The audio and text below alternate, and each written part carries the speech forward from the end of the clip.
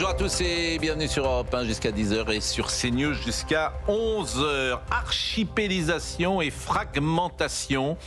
S'il fallait une photographie de la France version 2026, le scrutin municipal montre une France façon puzzle, si éparpillée, en morceaux que chacun a le sien et peut être satisfait.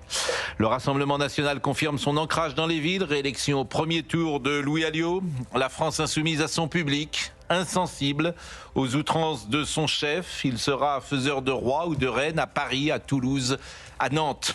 Le PS est en tête à Lille, à Rennes, à Nantes et lui aussi dira que s'il n'a pas gagné, il n'a pas perdu. Les candidats républicains ou divers droites dirigent une ville sur deux, de plus de 9000 habitants.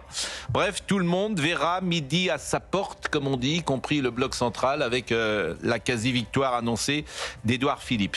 Il est difficile de tirer des conclusions sur le plan national. Jadis, on pouvait parler après une élection d'une vague bleue ou d'une vague rose. Aujourd'hui, ce n'est plus le cas. Mais l'essentiel n'est peut-être pas là. La conséquence de cette atomisation est qu'il n'existe plus aucune majorité en France sur aucun sujet.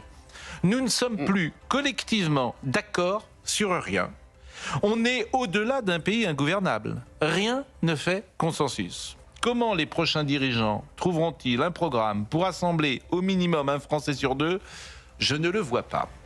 À moins que de Marine Le Pen à Gérald Darmanin, en passant par Sarah Knafo, David Lisnard, Laurent Wauquiez, Bruno Retailleau et même Édouard Philippe, on considère tout de même que le pays penche à droite et qu'au-delà des différences, des passerelles existent et que les familles de droite, toutes les familles de droite, pourraient trouver une sorte de programme commun qui leur permette de travailler ensemble à défaut d'être d'accord sur tout. C'est une analyse possible. Je ne suis pas certain qu'elle sera retenue dans les états-majors de droite et du centre où le concept de défaite volontaire est préféré à celui d'entente forcée.